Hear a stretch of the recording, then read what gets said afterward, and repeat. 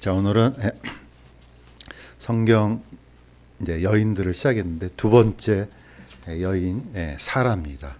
첫 번째는 하와였고 두 번째는 이제 사라로 들어갔습니다. 자, 이 사라에 대해서 성경에서 여러 가지가 있는데 이 부분을 통해서 사라의 어떤 핵심적인 부분을 한번 살펴보도록 하겠습니다.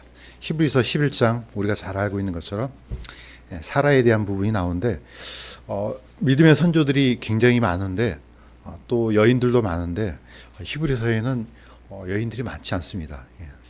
사라만 이렇게 집중적으로 나와 있습니다. 제가 한번 읽어보겠습니다. 히브리서 11장 11절에서 12절. 믿음을 통해 사라 자신도 나이가 지났을 때 씨를 수태하는 힘을 받아 아이를 출산하였으니 이는 그녀가 약속하신 분을 신실한 분으로 판단하였기 때문이라. 그러므로 심지어 죽은 자와 다름없던 한 사람에게서 하늘의 허다한 별과 바닷가의 무수한 모래와 같이 많은 사람이 나왔느니라. 이렇게 해서 사라에 대한 부분을 기록하고 있습니다. 성경에는 이제 어떤 아브라함에 대해서는 우리가 이제 잘 조명을 많이 비춰서 우리가 잘 알고 있는데 사라에 대한 부분은 없습니다. 없는 게 아니고 사실 아브라함과 사라는 분리될 수 없는 존재입니다. 단지 이제 남편이 집안의 대표이기 때문에 아브라함한테 이제 집중했기 때문에 우리가 사라를 잘 못 보는데, 그래서 오늘 지금 사라를 같이 하지만은 어쩔 수 없이 또 아브라함을 앞세워서 갈 수밖에 없습니다. 성경이 그런 구도로 짜여져 있기 때문에 어쩔 수가 없습니다. 그래도 아브라함 얘기를 하더라도 뒤에 사라가 있구나 이렇게 생각하시면 좋을 것 같아요. 성경에는 이 하와에 대해서, 이브에 대해서 아담의 돕는 배필, 또 조력자 이렇게 나왔는데 이 돕는 배필이나 조력자가 여러 사람들 가운데서 도와주는 사람 정도로 생각하면 안 된다는 거죠. 이거는 절대적인 조력자입니다. 이 조력자가 없다 그러면, 이 배필이 없다 그러면 역사가 이루어지지 않는 배필입니다. 그러니까 사실 남편과 아내는 한 몸이잖아요. 포인트는 남편한테 두지만은 아내가 없이 어떤 역사가 이루어지는 건 불가능한 겁니다. 그래서 마찬가지로 똑같습니다.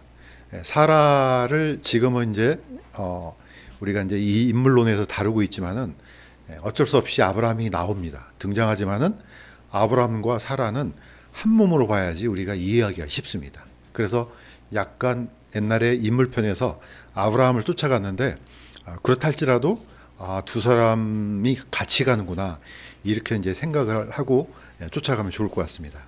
자, 사라의 인생을 한번 보겠습니다. 자, 아브라함의 아내 사라, 창세기 11장에 이제 잘 나와 있습니다. 이렇게 돼 있습니다.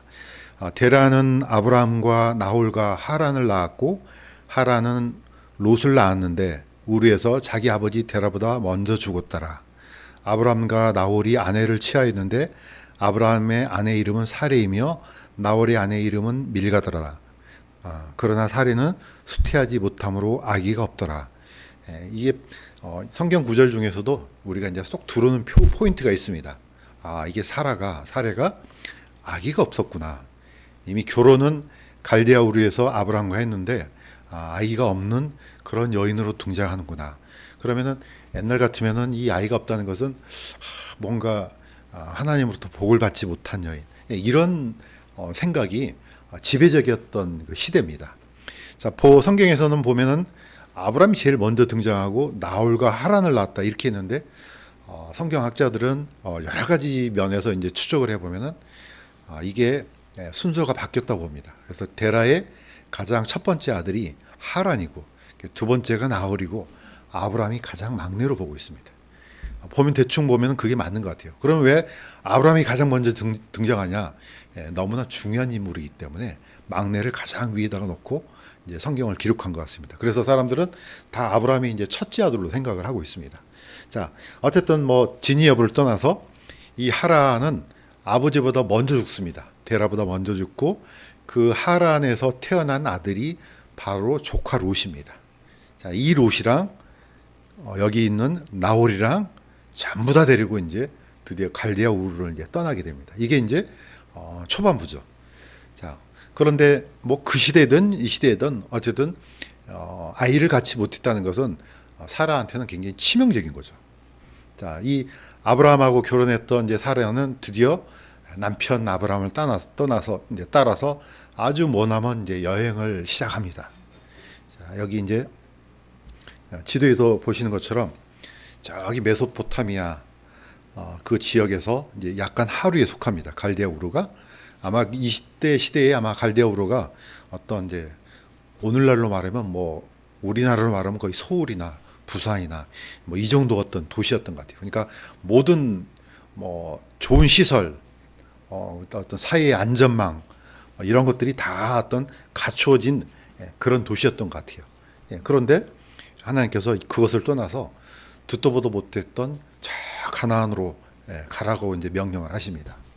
자, 그러니까 이 거리를 보면은 뭐 어떤 직선거리로 만들 수는 없겠죠. 산도 있고 오늘날처럼 도로가 없기 때문에. 그래서 약 한 1,500km 정도의 거리라고 이제 봅니다. 자, 이 머나먼 거리를 그냥 가로질러 온 것이 아니고 보시면 아시겠지만은 강을 따라서 옵니다. 이건 보면은 그때 요즘처럼 무슨 아무데나 가서 그냥 수도 틀면 꼭지에서 물 나오는 시대가 아니기 때문에 강을 벗어나면은 굉장히 생명의 위협이 있기 때문에 또 같이 있던 가축들 데리고 다 이렇게 올라가는 장면이 기억이 이렇게 좀 상상이 되지 않습니까? 그래서 강을 따라 쭉 해서 어디로 가느냐? 그 도시 이름도 또한 하란입니다. 이걸 또 헷갈리면 안 됩니다. 사람 이름도 하란이 있지만은 도시 이름도 또 하란이에요. 그래서 저 위에 있는 메소포타미아 그 상류의 지점에 있는 하란까지 이제 드디어 이제 올라갑니다. 자, 이때 하나님께서 이렇게 이제 명령하십니다. 너는 내 고향과 친족과 아버지 집에서 나와 내가 내게 보여줄 땅으로 가라.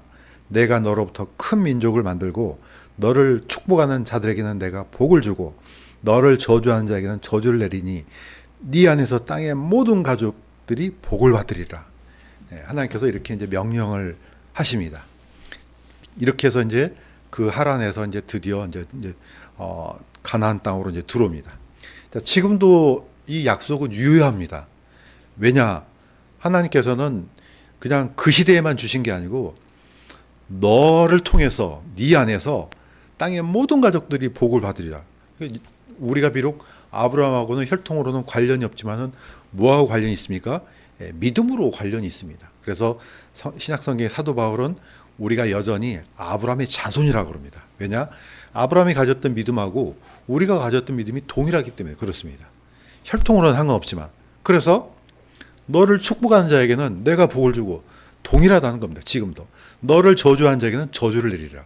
여전히 아브라함은 복의 중심에 있고 하나님께서 아브라함을 통해서 끊임없는 믿음의 후손들이 태어나는 그런 통로를 만들어 주셨습니다. 그러니까 아브라함은 사실 어마어마한 사람이죠. 자, 그런데 이 아브라함이 드디어 가나안 땅으로 들어왔을 때 우리가 이제 아까도 말씀드렸던 것처럼 지금 아브라함을 얘기하지만은 사라도 같이 봐야 된다 그랬죠. 사라가 없이는 안 됩니다. 같이 이제 이동을 했던 겁니다. 자, 아브라함의 첫 번째 도시 세겜, 우리가 매번 반복해서 얘기하지만은 북쪽에서 메소포타미아에서 드디어 강을 건너서 들어왔던 첫 번째 도시는 세겜입니다. 자, 그렇다면은 저기 이집트에서 광야를 지나서 요단강을 건너서 들어온 도시는 여리고입니다. 그러니까 개념은 비슷한 겁니다. 여리고하고 세겜이 어떤 면에서 비슷하냐? 첫 번째 도시라는 데서 비슷합니다. 자, 여호수아가 나중에 이제 이 이스라엘 백성들을 이끌고 드디어 여리고 성을 점령하잖아요. 그때 하나님께서는 이 도시에서는 어떻게 점령하느냐? 이제 첫 번째 날에는 한 바퀴 돌고 나중에 일곱 번째 날에는 일곱 바퀴를 도는 이런 이상한 행동을 하게 명령을 하지 않습니까? 자, 이건 뭡니까? 이 도시만큼은 하나님께 바쳐졌다는 뜻이죠. 자, 다른 도시는 이렇게 점령하지 않습니다. 오직 여리고만 이렇게 점령합니다. 다시 말해서 이 여리고를 바쳤다는 말은 가나안 땅 전체를 바쳤다는 뜻입니다. 그러니까 하나님께 다 드립니다. 바로 이게 바로 이제 여리고죠. 그런데 이 여리고에다가 손을 누가 댑니까? 여리고성의 물건을 아간이 손을 대잖아요. 이거는 단순한 도둑질이 아니고 하나님께 바쳐진 재물에 손을 댄 거하고 똑같은 겁니다. 그러니까 이 아간은 용서할 수가 없는 겁니다. 이거는 하나님의 주권을 침해하는 어마어마한 죄입니다. 자, 이게 바로 이제 여리고 사건이죠. 자, 그런 것과 동일하게 세겜도 마찬가지입니다. 하나님께서 아브라함이 드디어 이제 가나안 땅으로 들어왔는데 아브라함이 그 땅을 통과하여 세겜이라는 곳에 들어가 모래의 평화에 이르렀는데 이게 이제 좀 어렵지만은 상수리 나무 지역입니다. 여기가 자, 주께서 아브라함에게 나타나 이르시되 내가 이 땅을 내 씨에게 주리라 하셨으므로 그가 아브라함이 자기에게 나타난 주께 거기서 제단을 쌓고 제단을 처음으로 쌓았죠. 그러니까 세겜도 역시 동일하게 하나님께 첫 번째 드린 도시가 되는 겁니다. 아브라함 편에서. 그러니까 나중에 아주 나중에 4대 다시 말해서 증손자가 되는 요셉의 뼈가 나중에 어디에 묻힙니까? 세겜에 묻힙니다.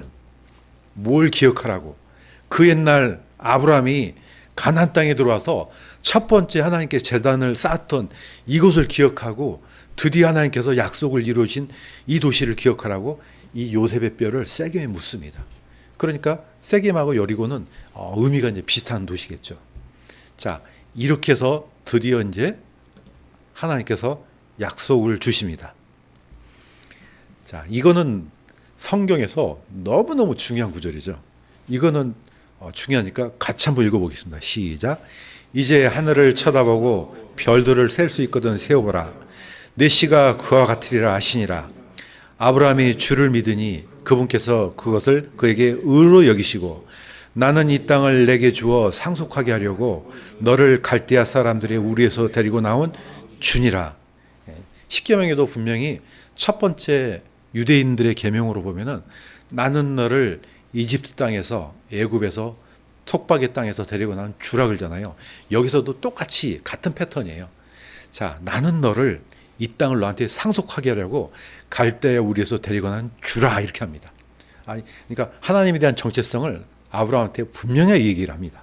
자, 그건 이제 나중에 얘기지만은 자, 아브라함한테 다 드디어 이제 하늘을 쳐다봐라. 별들을 셀 수 있거든 세워봐라. 내 씨가 그와 같으리라.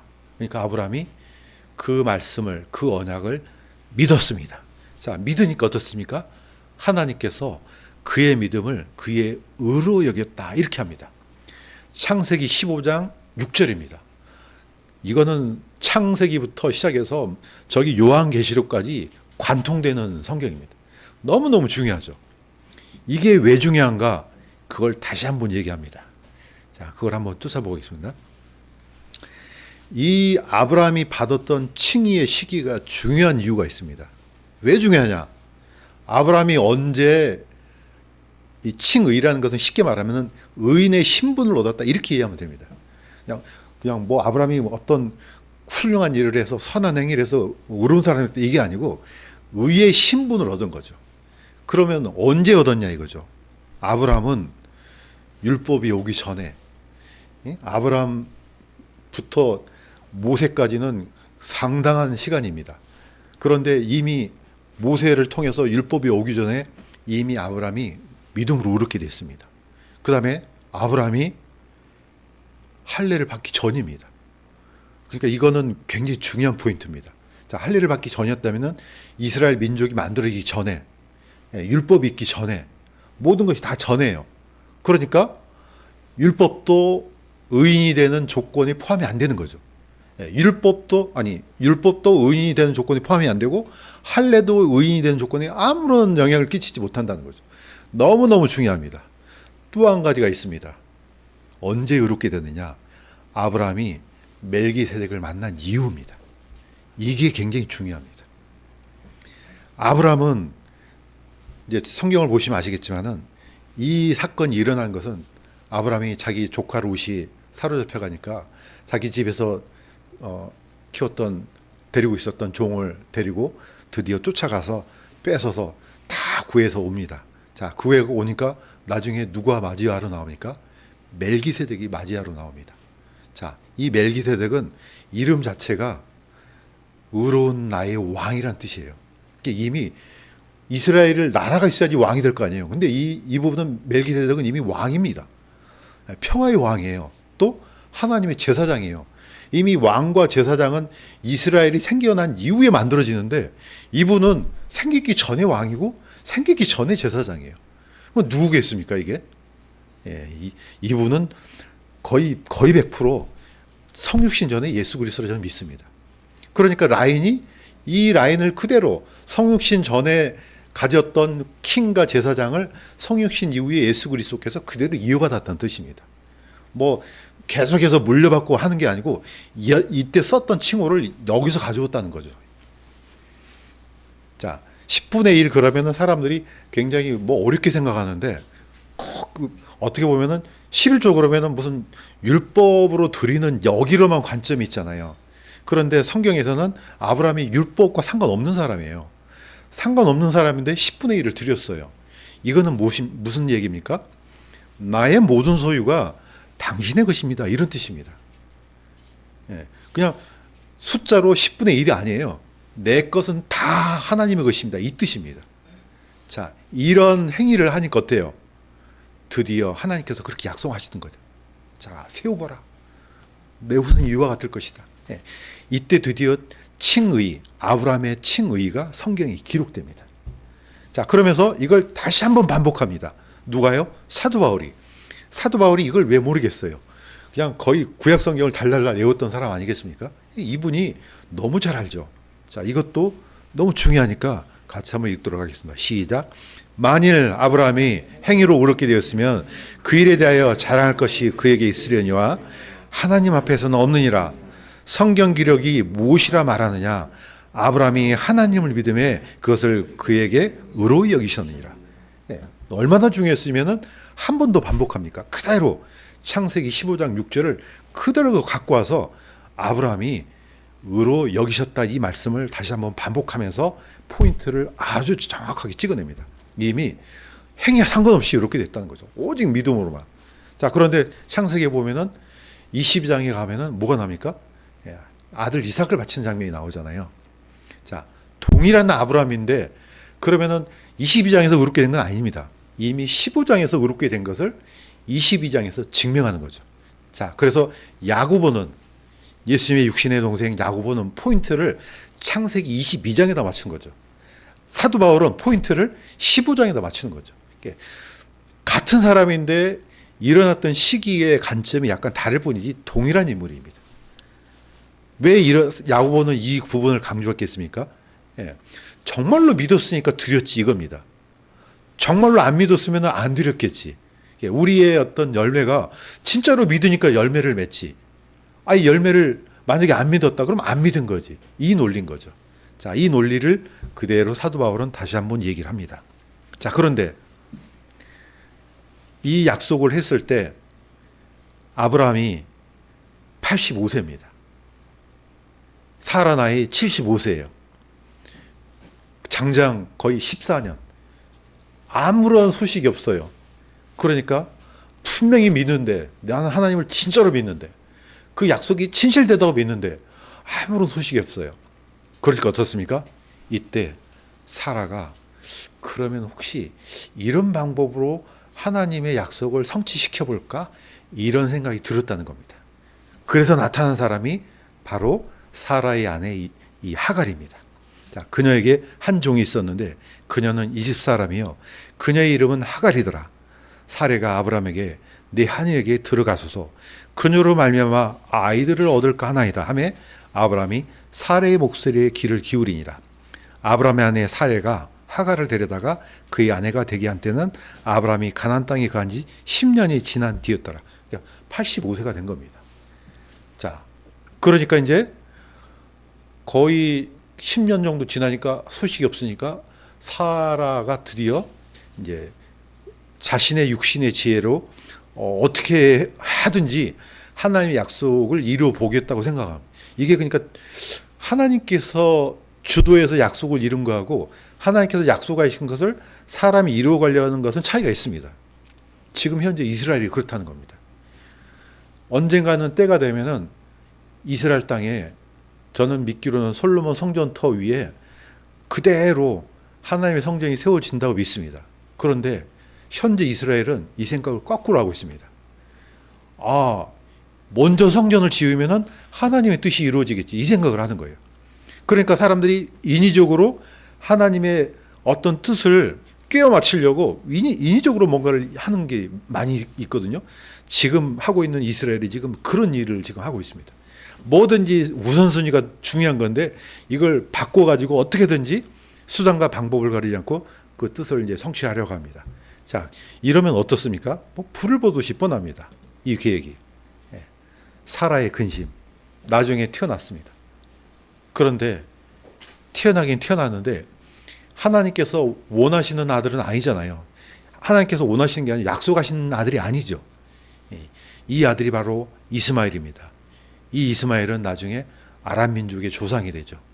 자, 한 사람의 어떻게 보면은 약간 육신의 연약함을 통해서 만들어진 이 결과물이 지금 어떻게 되어 가는지 우리가 눈을 보듯이 우리가 충분히 알 수가 있습니다. 뭐 이런 거는 개인적으로도 얼마든지 일어납니다. 분명히 하나님의 뜻을 알긴 알겠는데 어떻게든지 그걸 세치기를 해서 수단과 방법을 안 그리고 뭔가를 해내려고 해요. 그러다 보면 이런 사건이 터집니다. 자, 그런데 어떤 일이 있었느냐? 사라가 보니 이 집 사람 하갈의 아들 곧 그녀가 아브라함에게 낳아준 아들이 이삭을 희롱하더라. 아니 이게 정상적인 정식 자기 아들도 아닌 노예의 아들이 자기 아들을 희롱하니까 이 하라가 이렇게 합니다. 아브라함한테 이 노예 여자와 그녀의 아들을 내쫓으소서. 이 노예 여자의 아들은 내 아들 곧 이삭과 함께 상속자가 될 수 없나이다. 이렇게 합니다. 만약에 이것을 어떤 윤리적인 관점에서 보면 이런 부분은 되게 많습니다. 제가 아는 사람도 아주 이 부분은 아무리 그래도 그렇지 종의 여자라도 그렇지 정상적인 아들인데 이걸 차별하면 되냐고 말이야. 이렇게 막 성질을 부룩부룩 낸 사람이 있어요. 이거 성경은 그런 책이 아니잖아요. 영적인 책이에요. 자, 하나님께서 아브라함에게 이르시되 사라가 네게 말한 모든 것에서 그녀의 목소리에 귀를 기울이라.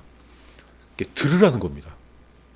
이건 분명히 가끔 보면 이런 연속곡 같은 데서 이런 거 나오잖아요. 그런데 하나님께서 사라의 말에 귀를 기울이라. 이는 이삭 안에서 네 씨가 부름을 받을 것이기 때문이라. 그 노예 여자의 아들도 내 신이 내가 그에게 한 민족을 만들리라. 이런 부분은 굉장히 어렵습니다.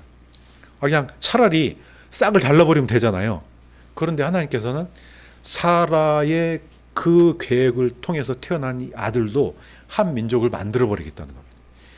이게 나중에는 이게 어마어마한 사건이 되잖아요. 이스라엘의 어마어마한 큰 가시로 이제 작용되는데 어쨌든 이게 바로 사라가 육신적으로 만들어낸 열매이기도 합니다.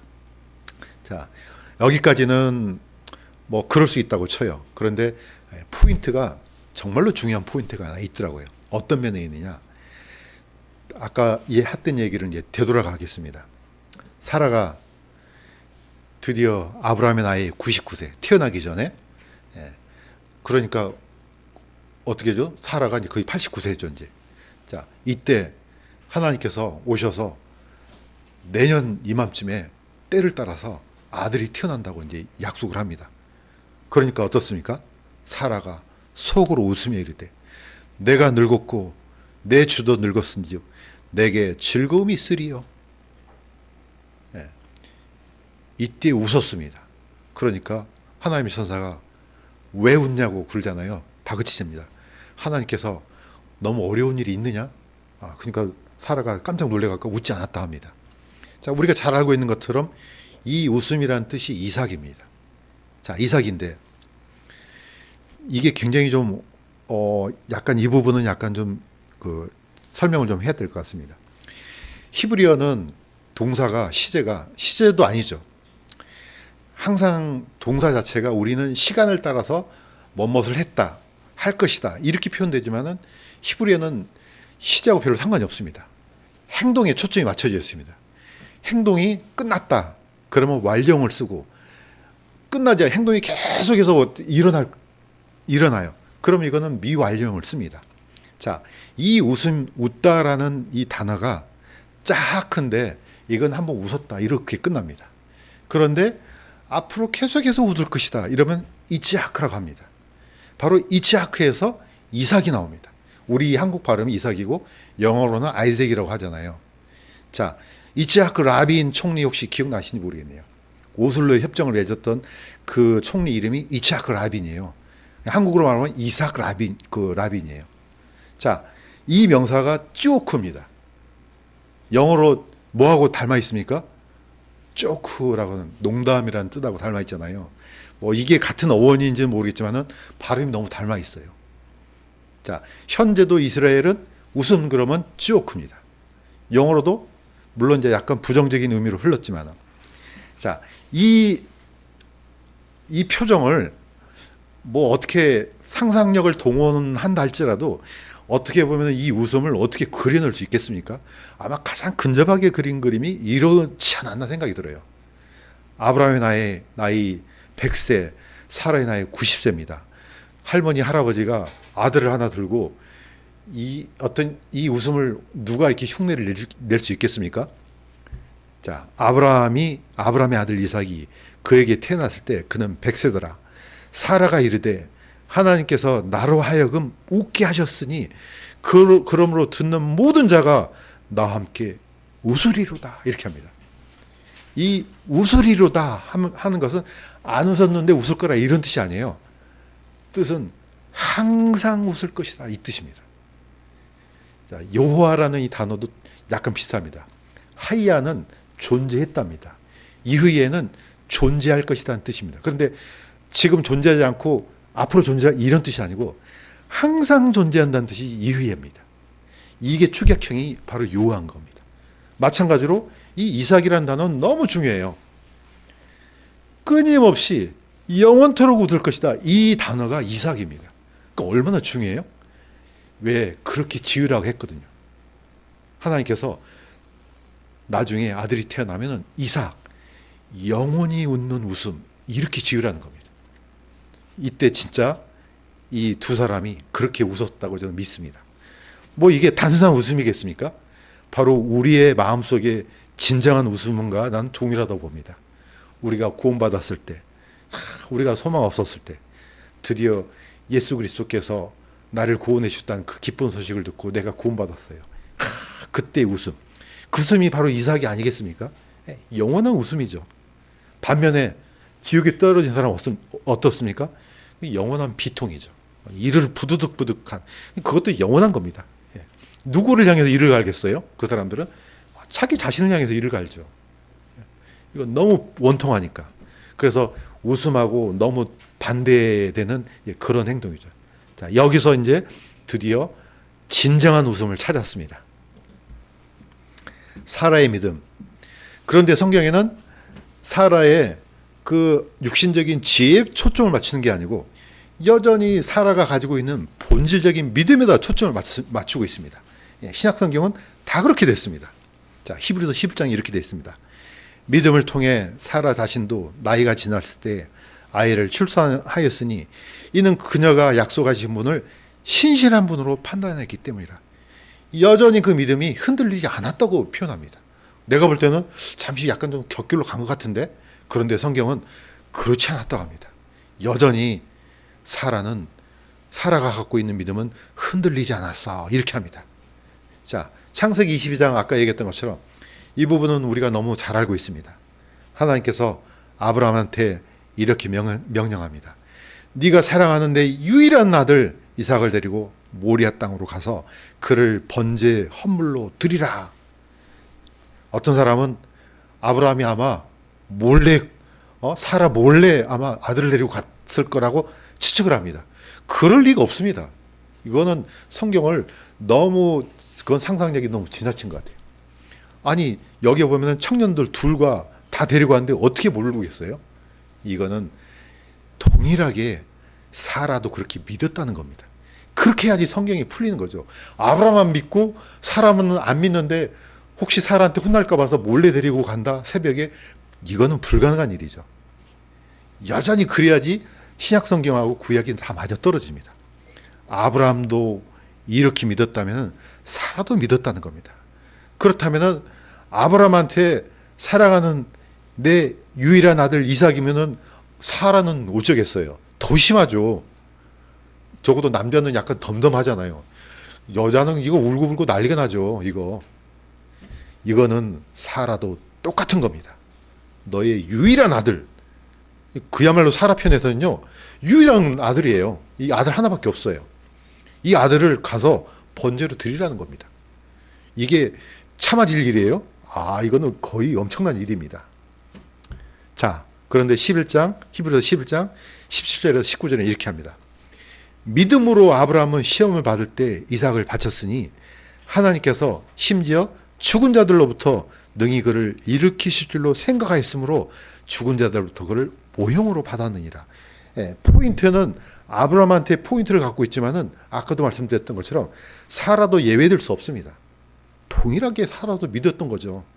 그러니까 아들 이삭을 데리고 간 거죠. 이삭을 드리는 이유가 딱 하나예요. 내가 나의 유일한 아들을 드려도 그분께서는 자신이 약속했지 않느냐. 내 이 이삭을 통해서 후손이 바다에 하늘의 별처럼 많아지려면 이삭 살아나야죠. 아니 약속은 그렇게 해놓고 죽어버리면 뭔 소용이 있어요. 아브라함은 내가 비록 죽여도 번제물로 드렸다 쳐도 하나님께서 다시 일으켜 세울 줄로 믿었다는 겁니다. 이거는 사라도 똑같다는 겁니다. 그러니까 어떻습니까? 죽은 자들부터 그를 모형으로 받았습니다. 하나님께서는 그의 마음을 하시고 이삭을 다시 살려주셨어요. 대신 누가 죽었습니까? 순양이 죽었지 않습니까? 그 순양이 누구겠습니까? 나중에 예수 그리스도죠. 예표로 보여주신 거죠. 자, 이때 예수님께서는 그렇게 얘기하셨잖아요. 아브라함은 나의 때 볼 것을 보고 즐거워했다. 웃었다는 겁니다. 이것도 이삭이에요. 나중에 먼 훗날 메시아가 오셔서 모든 이 사람들을, 우리 인류를 구원하실 걸 믿었다는 겁니다. 자, 이게 이제 사람의 믿음입니다. 이제 마무리하겠습니다. 자, 사라의 인생, 한 사람의 인생이 어떤 경우는 역사에 지대한 영향을 미치는 경우가 있습니다. 뭐 어떤 경우는 그냥 이렇게 휩쓸려 가는 경우도 있지만, 자, 성경에는 히브리서 11장에서 이렇게 포인트를 갖고 갑니다. 사라는 사라의 나이 127세에 죽습니다. 그러니까 아브라함의 나이 137세죠. 아브라함이 나중에 175세에 죽습니다. 그러니까 사라보다 약 38년을 더 오래 삽니다. 그런데 10살이 더 낮았는데 사라가 먼저 세상을 떠납니다. 자, 성경이 이렇게 합니다. 이들은 다 믿음 안에서 죽었으며 약속하신 것들을 받지 못하였을 때, 사실 약속을 했지만 못 받았습니다. 자, 멀리서 그것을 보고 확신하며 끌어안았고 또 땅에서는 자기들이 나그네요 순례자라 고백하였으니, 이분들은 다 이렇게 살았다는 겁니다. 밑에 있는 그림처럼 거의 갈대아 우르에서 가나안까지 그 1500km 되는 그 거리를 이렇게 남편 따라왔습니다. 아브라함과 사라가 전부 다 어마어마한 거리를 걷고 뭐 거기까지만 있었습니까? 나중에 애굽으로 갔다가 다시 왔다 갔다. 자, 만약에 정말로 자신의 고향이 갈대아 우르였다면은 다시 갔다는 겁니다. 자, 그런데 또 땅에서는 자기들이 나그네요 순례자라 고백하였으니, 그런 것들을 말하는 것들은 자기들의 본향을 찾고 있음을 분명히 나타내느니라. 다시 말해서 거기가 진짜 본향이 아니라는 거죠. 우리의 땅이, 이 땅에서 본향이 어디 있어요? 우리는 여기 이 땅에 나그네로 살고 있지 진짜 본향은 하늘인 겁니다. 우리가 약간 시야를 넓혀보면은 이것도 다 쓸모없는 것들입니다. 그냥 잠시 스쳐서 그냥 잠시 머물다가 가는, 마치 등산 가서 텐트 쳤다가 나중에 다음날 내려오는 것처럼 그런 삶인 겁니다. 이거는 아주 짧은 삶인 겁니다. 누가 그렇게 살았느냐? 아브라함과 사라가 그렇게 살았다는 겁니다. 여인의 편에 봤을 때는 이게 얼마나 고달프겠어요? 우리는 이 사라의 믿음을 이렇게 아브라함 뒷면에 있는 이 사라를 쫓아가면서 역시 사라도 그와 같은 삶을 살았구나. 그러면서 사라가 뭐라고 했습니까? 자기 남편 아브라함을 향해서 주라고 했다는 겁니다. 물론 오늘날하고 이 의미는 약간 다르지만은 최고의 존칭을 썼다는 겁니다. 이 말은, 이 사라는 우리의 믿음의 선조라는 것을 증명해내는 겁니다. 예. 가정에서 살면서 모든 면에서 신실한 우리 믿음의 선조가 분명하다. 그러면서 이 사라의 믿음을 우리가 한번 쫓아가면서 비록 여인이지만은 어마어마한 믿음의 영웅인 것을 우리가 충분히 깨달을 수가 있습니다. 오늘은 아브라함과 같이 곁들여서 얘기했지만은 사라의 편에서 한번 살펴보면서 우리도 똑같이 이러한 믿음의 선조들이 걸었던 발자국을 쫓아가면서 우리의 삶도 그런 사라를 통해서 더 큰 격려를 받기를 주님의 이름으로 간구드립니다.